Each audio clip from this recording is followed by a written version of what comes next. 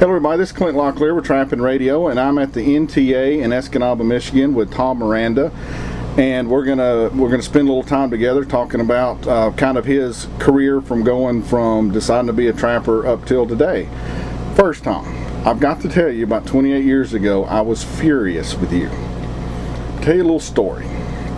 There was a young man named Clint, which is my name, and I didn't grow up trapping, so I'm in Alaska. I get cabin fever, and I go down to the rental store because I'm bored. And up in Fairbanks, it was 80% hunting, fishing, and trapping, 20% movies. And a good friend of mine by the name of Dennis Murphy, which is here, was an officer of mine when I was up there, and he just started trapping, so he was all fired up like all new trappers are. He didn't know anything about it. So I go in the video store, and there was two videos they had three trapping videos. One was Mike Lipinski mountain trapping, which was Martin, which was cool because I was in Alaska. You had one of yours with fur fishing game where you're trapping in the snow, and this is where our issue comes up. And then Bob Jamerson on his red fox. So I watched the Mike Lipinski one. The first trap I ever set had a male martin. I was hooked. So then I go back and I watch all of the fur fishing game because they had them rental, which I don't even know if that was legal, but they had them for rental up there. And you were showing a snow set, and I think you were in South Dakota. So you're on the field and you have your broom and you broom out. Do you know the set I'm talking about? I know exactly the set. You broom it out and you chop in your dirt hole with your axe. Now I'm brand new at trapping at that time, so I'm like, that guy seems to know what he's talking about. So I go out with my broom and my axe and my brand new Victor number 2s from the commissary there, shiny as could be, and I don't know what lure I was using. I'm in Fairbanks, Alaska. I start brooming. The snow's 7 foot deep. I keep brooming. So I finally get pissed off and I go get the snow shovel. So I'm in this hole. I get down to bare ground and I chop in it. I do your set just like you do. Then I realize, because I threw all the snow outside the hole, it's 12 foot high. So I've got to literally swim out of the snow to get back up. The only set I put in all day, it took like 4 hours. The wind blew, it was level the next day. So I had to, and I'm like, that guy did not talk about this at all. That was my first experience with trying to canine trap up there, and it was off that video, and I thought about that since then. But being new, I mean, hell, you don't know. Your snow was like that deep. That's right. Yeah. And in Dakotas, the wind blows everything off. You look for a bare spot, where the wind's blowing everything off. Mm-hmm. Try to set there. So, well, that was my first experience with Tom Miranda many years ago. Since then, I've trapped a little bit. So what I'd like to do with you, instead of talking about how to catch stuff, is how did you get, or what was your mindset? How did you think, or was a lot of it timing when you started? Like, how did you personally get into trapping? Was it a family thing? No, my next door neighbor trapped. He was older than I was. He was in high school and I was a lot younger, 5-6 years younger. And I would see him walking down the railroad tracks near our house with a basket on his back. I was 11 years old. I didn't know what he was doing. And so I started following him as a little kid would. And after I'd watch him work along the creek bank, I'd sneak down there and see that he had set traps, and I would snap them off. He finally caught me one day. Why were you doing that? I just was interested. I was just a little kid, Mm-hmm. And I ended up being the guy carrying his pack basket for him and learning how to trap. And eventually he found girls, and I got the trap line, and that's how I started. Did he just give you to use his traps, or did you have? Well, I bought some of my own, but I inherited some of his eventually. I mean, it didn't happen in one day, but it was worked over the course of several years of him getting girlfriends and not being able to go check traps today. You can go check them, and you can set more. And I bought my own traps, and eventually moved on to college, and he wasn't around there anymore, so I was able to trap. So you started with probably muskrats, mink, coon? Yeah, exactly. And then where in your life did that start taking more of a serious approach? Well, it took a serious approach pretty quick, because normally I grew up in a lower middle class family, and I had to work in the summer, so I put clay pigeons on the trap machine as a trap boy, and I mowed yards, and I did a lot of odd jobs that I could as a youngster to make extra money. And of course, when trapping season came around, and of course at that time the fur prices were fairly decent, so I could make more money catching 3 muskrats than I could mowing 5 different guys' yards. You know what I mean? So it was a lot more lucrative, and it was a lot more fun, and I enjoyed being outside more, and it made me an entrepreneur at a young age. Now, I don't know if I can believe you on this, because you're successful now. So that means you had to start with a trust fund and from a rich family for that to happen. Yeah. So there's no way you worked yourself up to this. Oh yeah. That's the beauty of trapping. It teaches you a work ethic like no other occupation could. Because if you want an easier job than trapping, dig ditches. You know what I mean? Dig graves. That's what trapping's very difficult. And I learned at a young age. And the other thing too that really helped me early on was that my parents were fairly lenient. I mean, they didn't hawk me over my homework all the time, or you need to do this, you need to do that, because they give me time to skin at night. They let me go out at 4 o'clock in the morning and run my traps without, along creek banks by myself. When I was young, when I was 12, 13, 14 years old. Kids again. Yeah, where today I don't know if I would let my young kids do that. Well, I don't have young kids now, but I mean, if I did, I don't know that I would let them. It's because of all the crazy things that go on. But my parents were lenient enough and trusted me enough. It gave me that latitude, and I learned early on to respect and trust that what they gave me. That latitude to be out there and do it. And they saw the work ethic, and they saw the value in it as well. When that really set a fire in me. Every day is like Christmas morning, and you don't know what you're going to get. That's true. Yes. Well, see, the thing about the work ethic, I'm a very, because we don't know each other, but I'm a very entrepreneur-minded guy myself. I think what trapping, besides the work ethic, I think what kids need today is to see you produce or you don't make anything. And trapping's like the perfect tool for that. Because if you don't catch a coon, no matter how hard you try, you can't sell it. Yeah. And that's where I think that the trapping is so, and plus it gets them out to that computer for a while. Oh yeah, yeah. So when you, so this was during like grade school? Well, this is late 7th and 8th grade, yeah. And you did this all the way through high school? All the way through high school. Did you go to college? I went to college for 1 year. I was a baseball player, so I did quite well in baseball. I pitched a no-hitter in high school and got a tryout with Cincinnati Reds, and I got a scholarship to Baldwin Wallace University. I grew up in Columbus, Ohio, so I went to school in Columbus.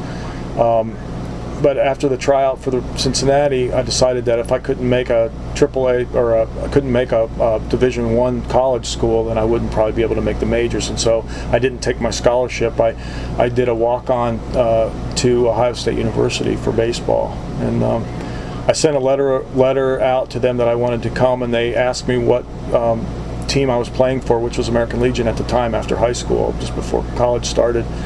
And they sent a scout, and I hit 2 home runs in that game, and so they gave me a letter of intent to walk on. There were 300 walk-ons at Ohio State that year, and I made it down to the last cut. And I didn't make it. I got cut before they went to spring baseball in Florida. And so there were like 26, 27 guys on the team, and they cut a couple extra guys, and I was one of them. So I was devastated. I thought that I was going to actually be a major league player. And so that fall, after I got cut, I quit school, and then because that's the only reason I was going to school was to play ball, and I decided that I was going to trap, as I knew trapping, and I liked trapping, and it was trapping season was coming on, so that's what I did. Did you stay in Ohio, or is that when you moved to Michigan? I stayed in Ohio. That was in '77, and in 1978. When I was younger, my parents would take us to Cedarville, Michigan, which is near the Mackinac Bridge, and we would go fishing when I was real young. And actually, when I was 14, I sent off to the Yukon to try to get a trap line. But when they sent me back all the materials, they said that I need to be a Canadian citizen. My mom found that pamphlet and said, I was never moving to Canada. No way, you weren't giving up your American citizenship. Forget that, kid. That was out. Well, the Upper Peninsula was the next best thing, and since I wasn't in college, I decided that I was going to go to Michigan and see if I could buy some land and maybe trap in Michigan. That's what I did. Now, why did you pick? Why was your... I mean, I've been a professional trapper for over 2 decades. If I was going to go somewhere to be a professional trapper, the UP wouldn't be it. as far as numbers and income and different species. Why did you pick? It was something I was familiar with. It was the familiarity of coming up here to go fishing as a kid. It was a lot of the Harding Pleasure and Profit books that I read. I grew up in Columbus, Ohio. That's the home of fur fishing game. So actually, some Harding's relatives actually trapped near my trap line back in the day. So.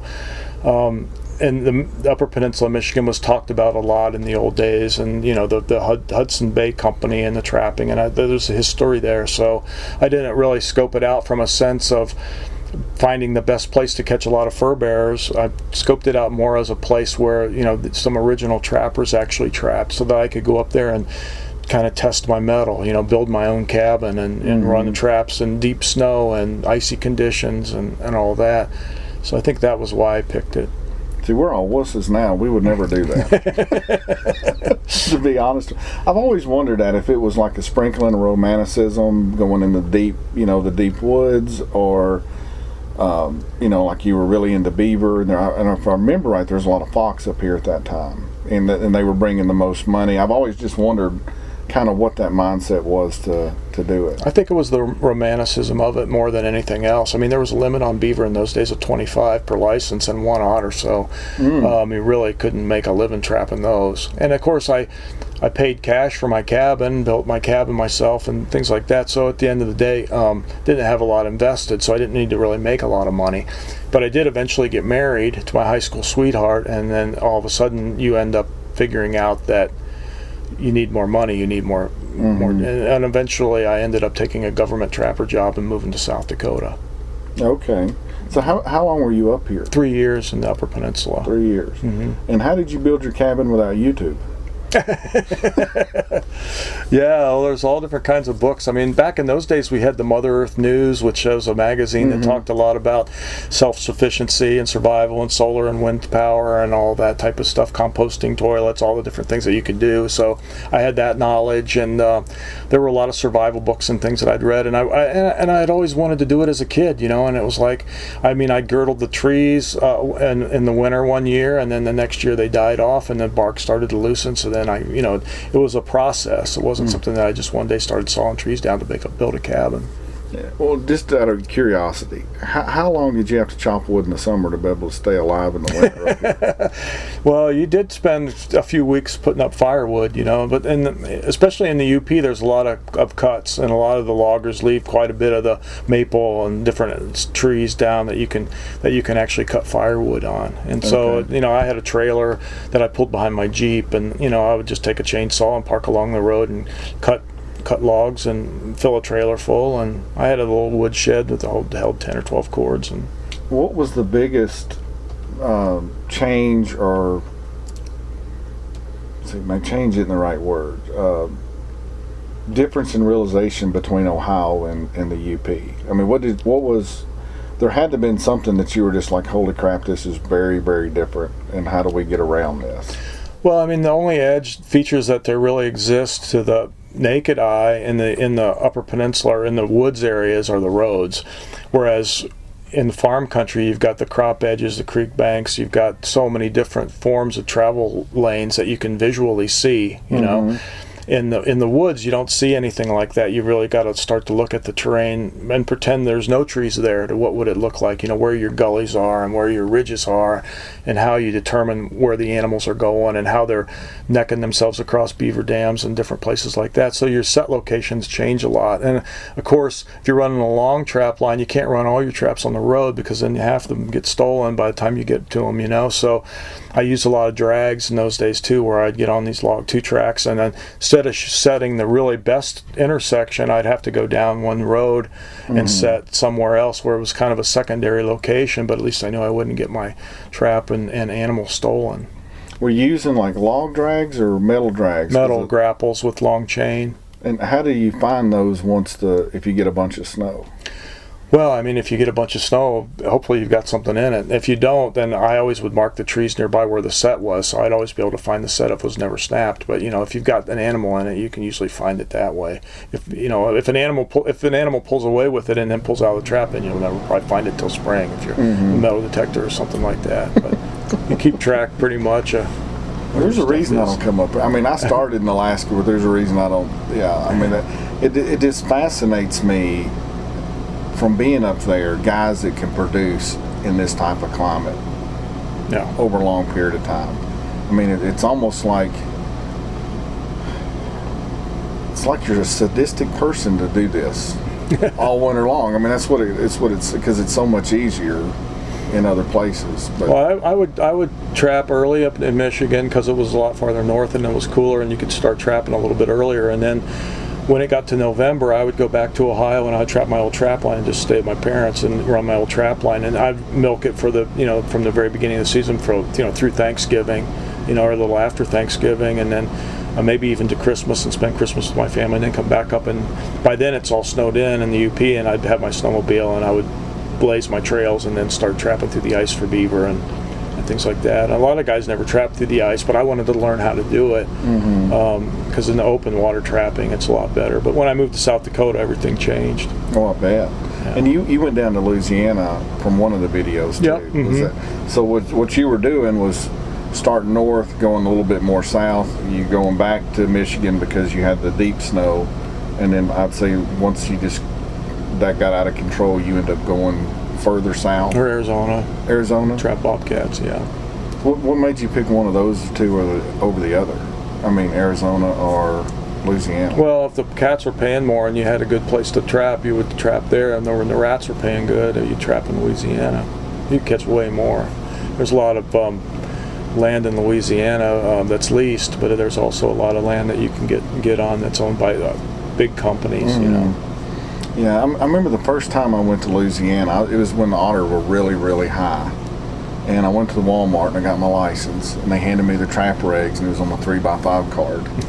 And I went and hunted down a game warden because I knew that wasn't right. And he goes, and he went through all these books. He said, "Yep, no teeth, 24-hour check. That's it. Go have fun." And I was like, "This is awesome." Sportsman's paradise. Yes, it really was. It really was. So when you went to South Dakota, pretty much because you needed more income because of family. Right. And I was building my resume. I learned early on that if I was going to be the best at anything, and that's one of the things that I've always tried to hold dear, is that you'd be the best at whatever you do. And so, and I taught all my kids this as they were growing up, you've got to build your resume. And part of my resume was that cabin building. Part of my resume was that trapping in deep snow and trapping through the ice and trapping in the Upper Peninsula with no electric or water, or running water or anything. When I moved to South Dakota to be a government trapper, that was part of my resume, to actually have been a government trapper and trapped coyotes that killed sheep.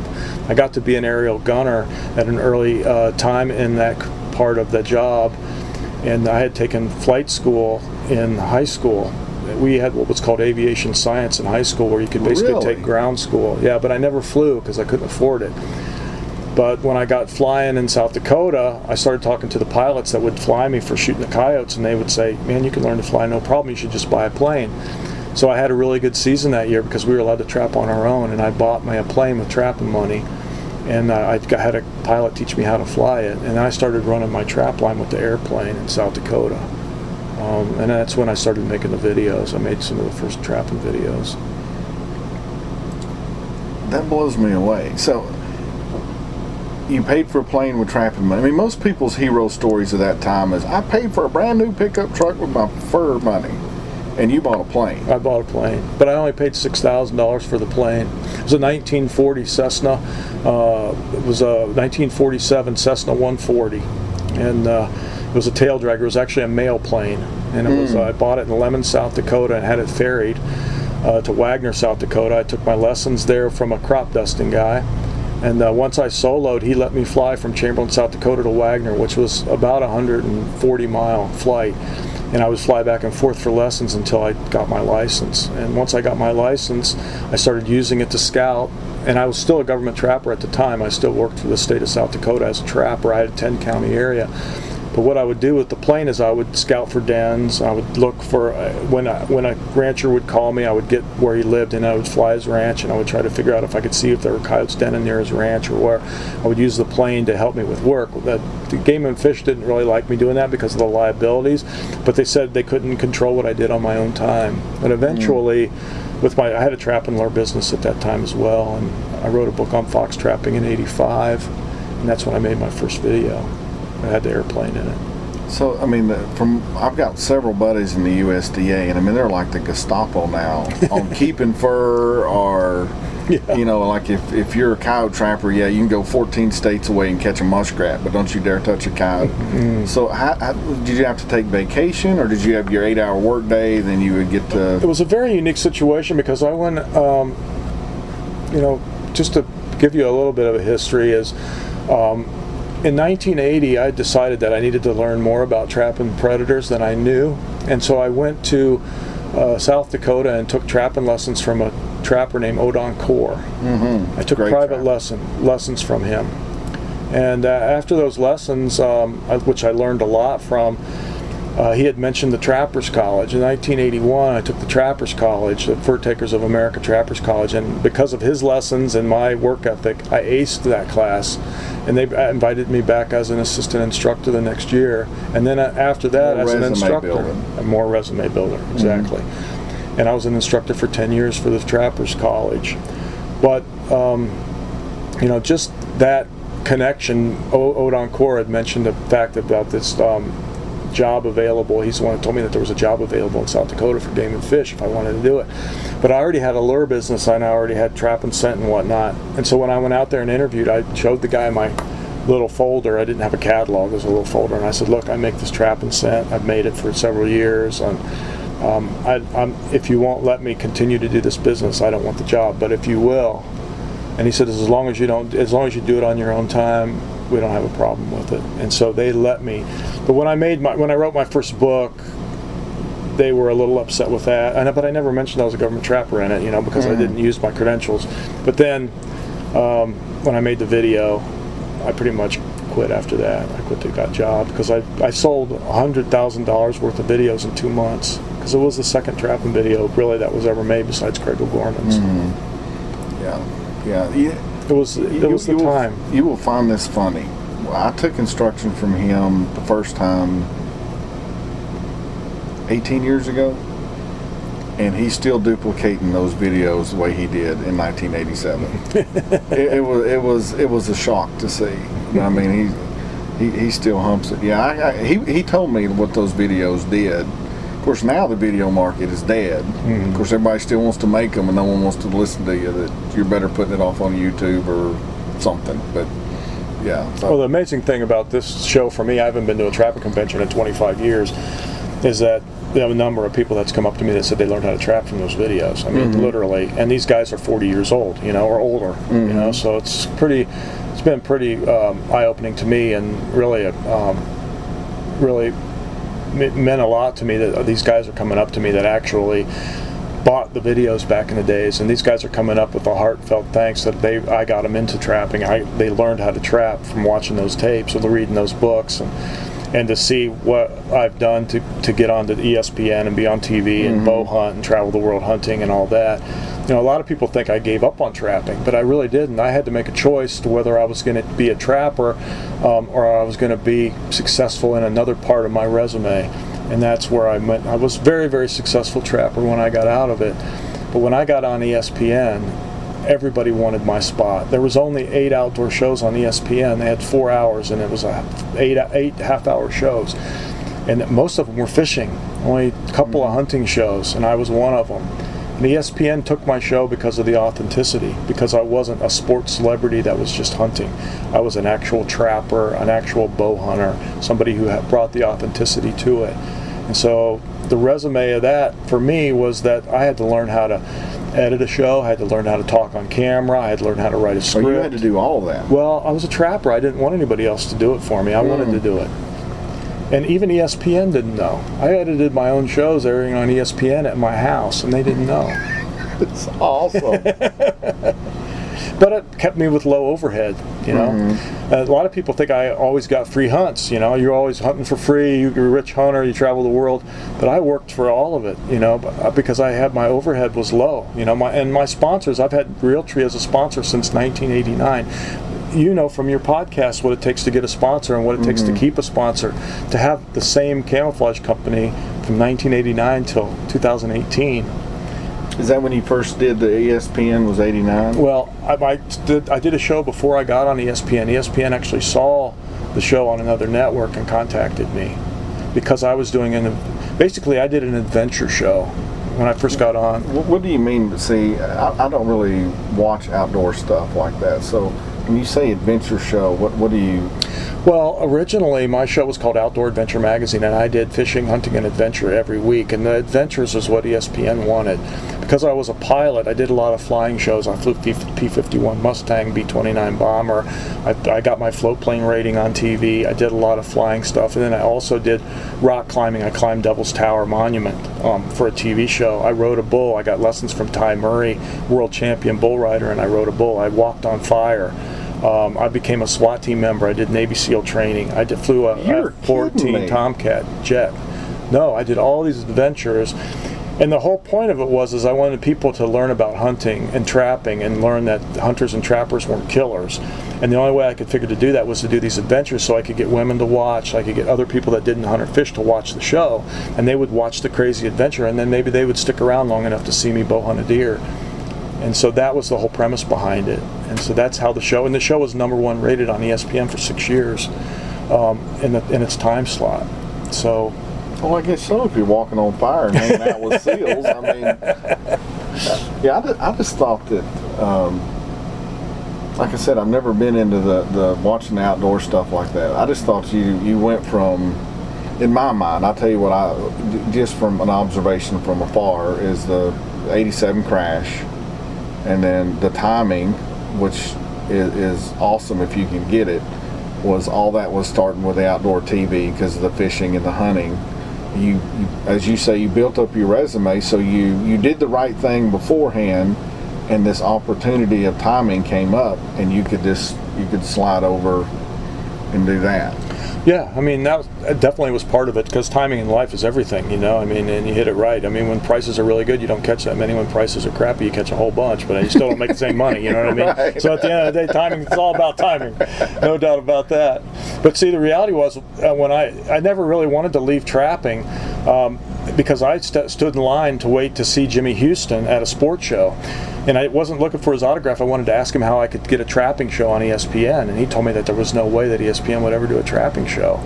And I said, well, that's what I do. And he goes, do you do anything else? And I go, well, I love bow hunting. And he goes, there you go. He goes, bow hunting. He goes, go that route if you're going to do anything. Well, I couldn't get on ESPN, but I got on a network called Sports Channel America, and I was on there for 2 years. And it was the adventures that got me into ESPN. And then the adventures were done. I liked doing them, but they were done so that I could get more people to watch my show, so I could get my message out. So you would do like some crazy thing like eating fire, and then the next one you would hunt. Exactly. And then you would just like switch off and on. Exactly. That was the premise of the show. I did a mini adventure. Are those on YouTube? There's some on there. I want to see you walk on fire. I want to see how that works. Yeah, no, I burned my feet. I can tell you that. Did you really? Oh yeah. So what are you doing now? I mean, what do you? Because I don't follow all that. So this is like my tribe, my world, and this is what I do. So. Well, I mean, after I was on ESPN for almost 20 years, and they were bought by Disney, and Disney phased out the outdoor line, so there's no ESPN Outdoors anymore, no ESPN Outdoor shows anymore. I moved to NBC Sports Network and the Sportsman's Channel, and then NBC Sports started limiting what you could show because of some of the school shootings and some of the things that were happening in the news. They weren't really for the outdoors or for hunting or conservation. So I ended up on the Outdoor Channel. My show's on the Outdoor Channel now. It's called Territories Wild with Tom Miranda. The thing was I decided to go more and more and more into the bow hunting because I guess I realized after a while I loved the adventure part of it, and so I always wanted to go somewhere and hunt. Go to a place I've never been and hunt an animal I've never seen, and so I started doing that, and I'd go this place and hunt a caribou, and this place and hunt this and that and the other thing. And after doing that for about 10 years on TV, I had a lot of footage of a lot of different crazy hunts and all with bow and arrow, and I started to realize that I had almost half of the Super Slam of North American animals with a bow, and I had all the kills on video, all the hunts, all the adventures of it. And I knew that there was such a thing as a Super Slam because I had Chuck Adams, who was the first guy to ever get a Super Slam with a bow back in 1990. he had been on my show for a year doing tips and stuff. He was sponsored by a company that also sponsored me, and they wanted him to have some FaceTime on TV on ESPN, and he was on my show. Anyway, long story short, I decided that I was going to try to be the first guy to get all of the kills on video for the Super Slam. And I did it quietly at first because I didn't want anybody to beat me, and I didn't know how many animals the other guys had who were doing TV shows and things like that, because it was my job to film the hunts. Anyways, I kept going and going and going, and pretty soon I got to the point where I was going to finish. I mean, I was going to get them all. And then there were other people that were saying, how many do you got? 29. It looks like you're getting close to the slam, you know, because I was hunting polar bear and other stuff like that. But finally, in May of 2011, I shot a desert sheep to be the first guy to get all 29 kills on video. And I made a video called Adventure Bow Hunter Super Slam. Where you put all that in one? All of it's in one. I've sold over 25,000 copies of that DVD of the Super Slam. It's still the one and only of its kind. It's the only video that has all the kills, well, all the arrow impacts, all the hunts for the 29. It's 320 minutes long, 3 discs. And I wrote a companion book to go with it. So there's a book that you can go through every chapter. And I kept really good records. So I have the distance of the shot, how far the animal ran, what my equipment was, what the weather was, how many days, how many trips it went, how much it cost to do the hunt. All those facts and everything are in the book. So it made for a great package, and it started a lot of guys towards those goals of going after the Super Slam. The thing is I learned early in my career that you don't get anything for free. And a lot of TV producers back in the day would try to get a lot of free hunts. But what happens is the outfitter has to give you the hunt, and then you have to go make the show. But if you don't make a good shot, if you don't get one, then the outfitter's out, and he doesn't get a show. So I learned early that you buy your hunts and you go. And a lot of times I went without an outfitter, but most of the Super Slam were outfitted hunts because they were in places I'd never been, and I had a limited amount of time because I had to make so many shows a year. So, you know, I paid for all my hunts, and so all my outfitters got free advertising. And so that's the way to take and turn a negative into a positive, because if I go somewhere, even if I shoot an animal, if the outfitter is somebody I don't want to promote for whatever reason, if he gave me a free hunt, I have to promote him, but I want to be true to my audience, and it's really important to be true to your audience. ESPN taught me early on that you want the audience to root for you. So you have to be the type of person that somebody likes and will want to root for you. So never talk down to your audience, always learn. And in all the shows that I've produced with outfitters, the outfitters were always the pros. The outfitters were the professionals. They were the guys who knew, not me. They showed me the tracks. Even though I knew a lot from being a trapper and I could get it done, it was basically putting them in the spotlight, and that gave me a second position, and it helped the audience like me better. And in order to have a 30-year career on TV, you have to have people like you, and you have to have sponsors like you, because we actually buy the airtime in television. You'd think that the network would pay us for our shows. They don't. We have to buy the airtime to put our shows on there, and then we have to pay for it through the sponsorships. I've sat through one of those meetings. I have sat through. I was totally blown away. A friend of mine that's in the bow hunting industry had me talking to one of those channels, and that's when that came up, and that was like a sledgehammer. And I was like, y'all are freaking nuts. I'm not going to pay you to go do all this work. That doesn't make any sense. Yeah. You know, it was just like, no.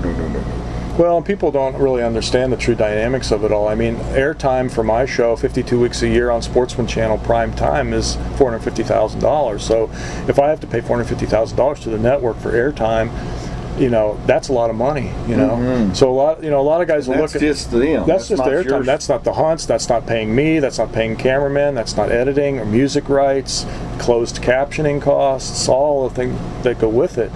It's a very expensive business to be in, you know. So you have to really want to be in it, because it is a lot of work, and you really have to have the dynamics to be able to pull off the financials, you know. And a lot of guys will watch some of these shows and they'll go, oh, that guy's stuck up, or that he's all about himself, or that. But if no one's going to promote you but you know, I mean, everybody has to promote themselves, and I think it's the way you promote yourself that turns some people off. And I've been fortunate enough to be in a situation where more people liked me than didn't like me, and it was good. Authenticity is important too. That's what I've got a little helper right now. He started working. His name's Travis. Everybody listen know who he is, and started when he was 15. He sits in bottles that stink of mine 52 weeks out of the year. and he's wanting to get into. I've started playing around with some deer scents, and he's like gaga over deer hunting. And that's what I've been trying to get him to really understand. Travis, people will like you for you, but if you try to be somebody else, it's not going to work. And I'm hoping that's finally fitting. He's got a great personality, but he watches people on TV, and then you start mimicking other people, and then something in your brain knows that's not right. Because everything that I can remember about you, it was always the same. That's what it was. Or Craig was always the same, and y'all are totally two different people. But it was always authentic, just on two different spectrums of, one was super aggressive and one was nice and helpful, and y'all both had your thing, but it was because y'all were who you were. Mm-hmm. Yeah, and I see that now with people wanting to do. You don't really know who people are now anymore because everybody's trying to do the same thing, and it gets confusing to the customer. Yeah, well, you have to be true to yourself. I did a seminar yesterday where I pass out these little compacts, and basically they're camo paint, face paint, and I pass them out to the kids in the audience, 12 or 15 of them. I saw some kids with that on today, and I was like, well, I tell them it's magic. I tell them it's magic. It's magic face paint that gives you good luck. And I said, when you put it on your face, you're going to see deer. You're going to have good luck with it. But I said it's not the most important part of the compact, because the other part of the compact is the lid, and inside the lid is a mirror. And whenever anything's not right with your life, look in that compact and look in that mirror, because you have something to do with that. Mm-hmm. Don't blame somebody else for your problems. You got to look at yourself first. And I said, this little magic compact is going to save you a lot of grief someday. Always look in the mirror first. And if you'll find that you can almost always blame yourself for something of why things are wrong, and fix it yourself first before you blame somebody else. It's really good advice. Absolutely. So, but you kind of had this. Where did this come from? Like, my entrepreneurship came from my mom. We grew up very poor, and she was a hustler. And I mean, she would dress up like clowns in South Georgia in August and sell snow cones. I figured out how to go sell bulbs and cut grass and all that. So she taught me how to hustle. Where did this come? This type of attitude. How did you get that? I think it's trapping. I honestly believe that it's trapping. I think originally when I started trapping as a kid in the entrepreneurship, if I could actually do something myself and sell it and make money, I think that was really the key to it. And I think you make your own luck. I mean, I think people come to many different forks in the road in their life, and a lot of people are afraid to take that risk. But you can't steal second base unless you finally decide that, as soon as that pitcher kicks his knee that one way, and he's not coming over to first, you need to go and you need to run like hell to get there and dive into that base, and you can steal second, and you might be the guy who ends up scoring that winning run. I mean, and that all takes risk. And I think risk is a huge thing when it comes to entrepreneurship, because I mean, it has to be calculated risk. But at the same token, if you're afraid to change what you're doing, especially in today's rat race, I mean, you'll never get anywhere. Mm-hmm. So it's a constantly building your resume and constantly looking at how you can do things different, and looking in the mirror and say, okay, I've been doing this like this for this long, but it's not working. What can I do different? How can I change things up? And believing in yourself is important too. Having the confidence that believe in yourself. And I'm the type of person that I'd rather get screwed than screwed somebody, so maybe I'm a little bit more passive than maybe I would want to be, in some instances. Maybe I learned that from my mom too. It's just not, some things aren't worth fighting over at the end of the day. But I know where my ethics are, and I know where my true feelings lie, and I know who I am, and I think that's real important, because I can walk away from a fight and know that I'll be around to fight another day, and I know that I can win, maybe under a different strategy. Wow. Yeah, I mean, I do some of the other stuff that I do is I teach outdoorsmen how to build income streams. And what you just said a minute ago, loss aversion, if you talk to a psychiatrist about it, I'm amazed at how people, they limit themselves of what they could do. I've met some really talented guys that can do some amazing things, but they're more worried about, what if I don't get a paycheck in 8 months and 2 weeks from now? to do it, and they'll let that just lock them up, and it's kind of it blows my mind, really, because it seems to me like with you, just from what you're saying, you may have went to UP, you're talking about your resume, somewhere in there that switched where instead of Tom Miranda being a guy on the other side of the table where the customers are, you made that switch to be on the side that you're on now. And then did that kind of change how you went about what you were doing or promoting yourself, or see what I'm saying? Yeah, well, you have to. I think I always wanted to be the guy that was on the other side, but you don't know how to get there. And I mean that's the whole thing. I mean you can sit and stew. You can come up with a million different ideas. I can tell you a story. I was sealing blacktop one year before I moved to Michigan one summer. After high school, and actually I was working at U-Haul, and this guy was in there getting some welding done, and I was working in U-Haul welding and hammering and moving metal around and whatnot, and this guy was starting a blacktop sealing business, and he liked my work ethic and what I was doing and always busting chop, and he had been in there for like a week, and he goes, man, would you ever consider quitting this job and running my blacktop crew? And I said, I don't know jack about blacktop. And he goes, well, I can teach you everything you need to know. Well, I took that job, I quit U-Haul and started running his team, and I make a lot of money and sealing blacktop, but it was hot work, it was hard work, but I mean I wanted to be the best at it I could be. But I would always talk to him about trapping, how I wanted to be a professional trapper, and that was what I was really going to do. And I told him that I was not going to be around forever because I was going to be a trapper and I was going to move to Michigan. And one day he had a PhD in this and a PhD in that and owned about 10 companies, and he said, I don't usually do this, but he goes, I'm going to invite you to my house. And he goes, I want you to bring all these magazines you talk about in this trap and stuff, and I want you to bring it to my house, and I want to look at it, and I want to talk to you about your business. Because I didn't have a business then, I was a wannabe, So I go there for dinner, and he had a really nice house and nice wife and kids and all that. And he starts going through all this Trapper magazine and the Fur Fish Game, and the Voice of the Trapper magazines and all the stuff that I had brought. And he goes, which one of these ads do you like the best? Which one of these lures do you use? Which one? He asked me all these questions, and he goes, okay. After dinner, he goes, tell me about what you want to do. And I said, well, I have some lure formulas that I've been playing with, and I said I'm not happy with the results yet, like some of the lures I'm using, but I want to come out with a lure line, and I want to call it Ohio Valley. And he goes, Ohio Valley? He goes, why do you want to call it Ohio Valley? And I said, well, it's because I've lived in Ohio my whole life, and and I was just thinking in a vacuum, and he goes, look at this lure, Hawbackers, look at this lure, Carmen's, look at this lure, O'Gorman's. He goes, they're not Montana Valley, Pennsylvania Valley. It's their name. He says you got to build up your name, and he goes, you've got to have a resume. You don't know what this is for, but will you please say that again about the name? Travis, listen to Tom. Travis, he's my helper. Me and a friend, Jeff Dunlap, where he's come up with some stuff, and I'm like, what are you going to call it? And it's it's like, I'm not going to say what it was, but it's something like blood trail this, how the young guys are. And I'm like, Travis, why don't you use your name? And he's like, no, I don't want to use my name. That's not cool. Please say that again, Tom. Yeah, Travis, use your name, dude. Thank you. But yeah, so he's like, okay, this is what you need to do. And he writes down with a pencil, all these, he says, it's got to name it after yourself. He says, you've got to build a resume. He goes, so people know who you are. He goes, you got to learn to be a better public speaker. You've got to learn to catch these animals. He goes, if there's places that you can go learn, you need to do that. You need to do it. And he just made me a list. And he said, you got an education ahead of you if you're going to really be one of these guys.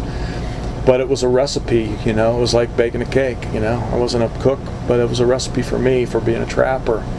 And part of the videos that, when I started writing books and doing the videos and being more well known, I wanted to be like him. I wanted to show other people how I did it, so maybe they could do the same. That's exactly where I'm at. Yes. Yeah. So, it's funny you say that, because when I started doing predator control, I met a gentleman in the South, and like you might meet him at the airport from his jet, one of those type people. And one day he's in there, and I'm doing work, and I'm giving him an invoice, and it's handwritten invoice, and he starts asking me these questions that I've never thought about the business. And he looks at me for the longest time, and he goes, hold on a second. Screams down the hall at his accountant. And this is a big firm. He goes, Clint is now your your customer, and you're not going to charge him like you charge us. We understand." And the guy went, "Yes, sir." And he goes, "You're going to be up at the lodge tonight with how you think you're going to make a living at this, and we're going to see if it's going to work." That was the longest night of my life because he came about it from a business point of view. That's right. And it's really cool that you're saying that happened to you too. Yeah, exactly. Well, you come to that realization one way or another. I mean, either by making it or not making it. You know, because if you don't make it, you don't have any money. You're living, you're not living the life you need to live. You don't have health insurance. You don't have this. You don't have that.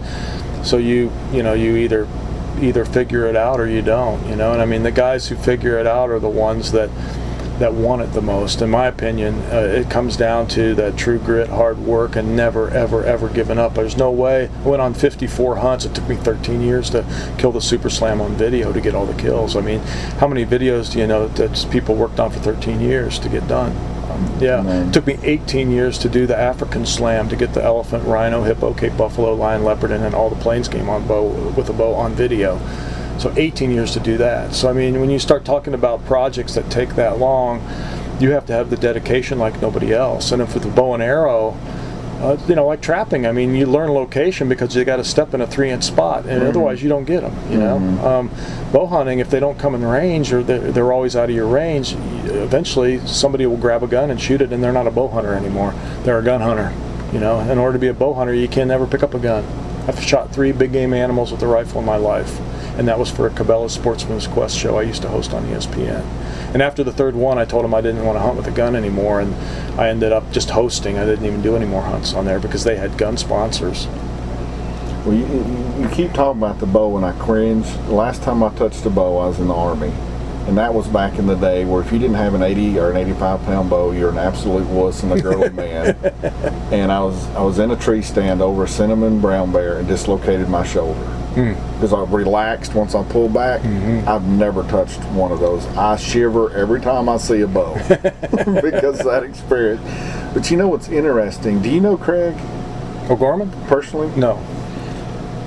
When the first time I went out there, I did the regular instruction. About 3 or 4 years later, I went back out there, and I told him, I said, "I don't care if we sit on your front porch." I knew he wouldn't do that, but I'm like, I want to know how I can be successful in this business. I'll pay you double. I don't care. I just want to know. And he first said no, and then he said yes, and went out there. And basically what you said about your resume is exactly what he told me, but in a more aggressive, because it's Craig, more aggressive way of going about it. That was the way he saw to do it too. Yeah. So, because you need a resume that nobody else has. I mean, and the more, you listen to some of these Navy SEAL guys, and they not only skydive from 60,000 feet and swim underwater for 4 minutes straight without oxygen, and they just have a list of things that they've accomplished and done to make themselves, sniper fire and sharpshooter and hand to hand and all the things that they can do. They build a resume that there's nobody, if you're going to pick somebody that's got to go in for Osama bin Laden, that's the guy, you know what I'm saying? And it's the same type of thing for business too. I mean, for me, I wanted somebody to look at my resume and say, wow, there's nobody else that has that resume. And I know for a fact, sitting here with you, no one has my resume. No one's accomplished in bow hunting what I've accomplished. And even in the trapping world, I haven't been in it for 25 years, and there's a lot of guys that have caught way more than me in animals. There's a lot of guys that are probably way more well-known than me. But as far as the number of guys that I taught how to trap, not very many people can even come close to that because of those videos back in the day. I mean, I literally sold the hundreds of thousands of those videos. I mean, over all the years, it's crazy. That's impressive. And it's the same videos that I made in 1985, 86. Cabela's bought 3,000 a couple years ago, 3,000 DVDs of those same videos, and then they're that old. They're and they're not that good. I mean, I've gotten a lot better at the TV business since then. Do you cringe when you watch? Oh, I totally cringe. I can't even get through the map session. It's all good information, but if you don't fall asleep. Well, to kind of finish up, if someone wanted to be in the outdoor world that you're in, maybe not just trapping, what kind of resume, when you say that to someone new, because technology's changing, There's so many shows and channels and all that going. What advice would you have for somebody? You have to get around it, and you have to set your sights. You have to set your sights low. You don't eat a whole elephant. You eat one bite at a time. You don't catch 100 fox. You catch one fox at a time. So you have to get around it, and that might even be just working for a fur buyer. That might be just working at a shop that sells traps or sells bows. You got to get around it, and then you've got to learn from the people that have been around it longer than you, and you have to continue to educate yourself and go on some hunts. If you're wanting to get into the bow side of it or in hunting side of it, go on some hunts. Watch as much of what other people are doing as you can, and see what you like and what you don't like, and try to learn from that, and absorb yourself in it. But most importantly, I think more than anything is the priorities. So many people get lost in that goal, and they don't take care of the priorities of their faith. They don't take care of the priorities of their family. And so many guys I know have wanted to be a super slammer, for example, so bad that they would spend the money that should have went for a home on a hunt, to go on a hunt rather than. And you have to have your priorities straight. When you're young and you only have to worry about yourself, it's a little bit different, than when you may have a family and a wife and two small kids, and you still want to go with your goals. Set your priorities up first, and then every waking hour that you don't have priorities with that, work on your goals. My son, for example, is a fantastic guitar player and writes great music, but he doesn't feel like he's good enough. But I tell him, do it every day, practice every day, even if it's for 15 minutes, because you're way better than you think you are. And it's an industry that's very, very difficult to get into, and I don't even think really he wants to get into it, but he's somebody that's talented enough he could be in it, I think, if he really, really wanted to be in it. And I think there's a lot of people like that really are talented, but they don't see the forest because all the trees are in the way, But have your priorities first, and make sure that you take care of what you're supposed to take care of, because that's what a man does. A man takes care of what he's responsible for, and then after that, he works for his dreams. Like that, I'm going to have to give you a hug. It's going to get really uncomfortable in here. Well, that would be my advice. Well, I appreciate you doing this, Tom. Absolutely. Thank you. You're welcome.